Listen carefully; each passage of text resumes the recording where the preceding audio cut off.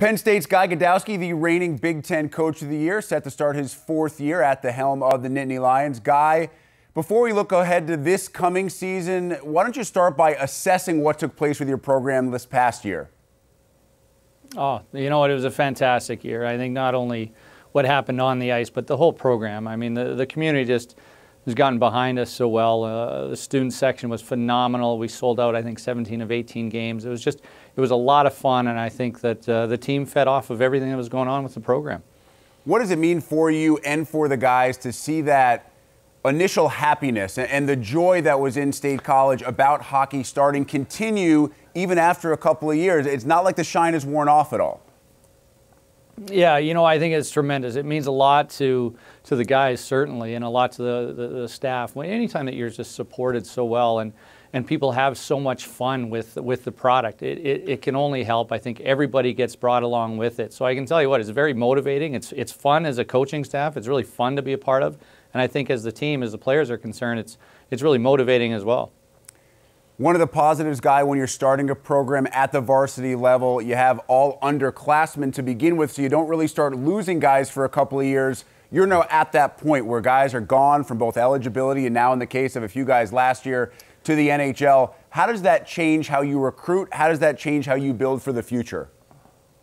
Yeah, well, it's a little different, but I think it's a good problem to have. Obviously, losing a Casey Bailey to the Toronto Maple Leafs is certainly not advantageous if you look at this season coming up. But I think as far as our program goes, I think it's a very important step. So it's something that obviously a lot of the teams in the Big Ten deal with on a regular basis, and we're just getting a taste of it now. So it does present a little different wrinkle to us recruiting-wise, but it's something I hope we get used to. I mean, I think that's why we're here, to try to develop our players as best they can, and if the NHL so happens to think that our players are ready to go, then so be it. So it's not a great thing to have happen to us right now in individual looking at this season, but certainly great for the program. Guy, as we continue to look at 2015, 2016, a year ago you rotated your goaltenders. All three guys, I believe, had at least 11 starts. What's the forecast show for this coming year? Yeah, that certainly wasn't by design, so I can't answer that question. I think that the goaltenders are going to determine that themselves. I think we're very fortunate in that the fact that we have a Matt Scoff and Eamon McAdam, two guys with a lot of experience that have showed that they can win games and win games on their own. I think they've won games they should have, and I think they've even stolen a few games. And that's something that when you've seen that and you have confidence that it has happened, I think can only help us. As to what's going to happen down the road, if they're both going to share duties or if one's going to run with it, I don't know. We have freshman Chris Funke coming in as well that I think is going to push the pace and help the program. But certainly to start with, I think it's up to Matt Scoff and Eamon McAdam to decide that on their own. Guy, you mentioned Chris as one of the incoming freshmen. What other freshmen or what other guys who return do you think could have breakout performances and really start to provide something this year? Well, when you talk about returners, I don't know if I'd say a breakout performance, because I think David Goodwin, I believe he might be the returning, the highest scoring returner in the Big Ten, and certainly playing with Casey Bailey and Taylor Holmstrom they had a lot of synergy together, but I don't think he received enough credit for the success of that line. And so I don't want to say it's a breakout, but I think that's someone that we really have to look forward to in terms of replacing the amount of goals that Casey scored and the offense that Taylor brought. I think he's one guy. Eric Scheid is obviously another.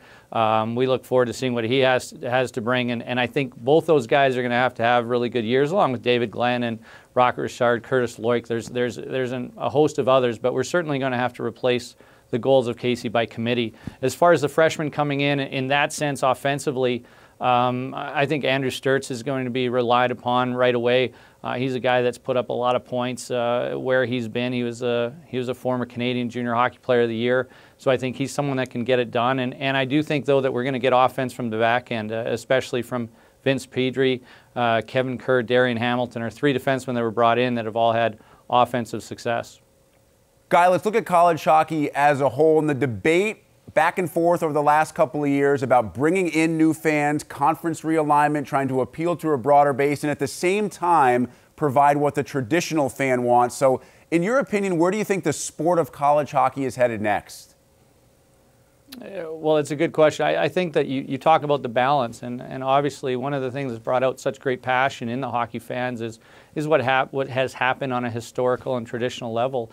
But you know, from what we've seen at Penn State, the excitement that we hear from our fans, and when we go to Big Ten, other Big Ten schools, is immense. I mean, they're thrilled with it. They're very curious about it. Everywhere we go in the Big Ten, we get asked about it. I think that the Big Ten Network deserves a lot of credit. I think that we're much more aware across the border. I think that the Canadians are much more aware of what's going on with college hockey now, largely due to the Big Ten, and I think that the future is going to get better and bigger. So I do like what's happening.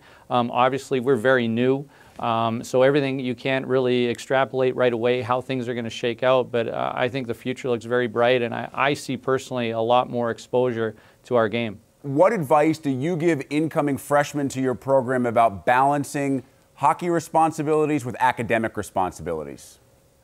Yeah, so the advice that we've given, I think we're really fortunate right now. We've grown as a program, and one of the areas is I think that you replace, as your standards, as you move along, your standards get a little bit higher, and I think also that the message is transformed down to the freshmen easier, and I think that's the advice, to listen to these upperclassmen. They've been here, they've done that, they care about you, and they're going to talk to you about how you balance academics and athletics. And certainly it's all about time management, but as much as it's easy for me to say that, I think it's up to our leaders and the older guys in the locker room to really convey to the freshmen coming in on how to do that. Just saying it's about time management is easy.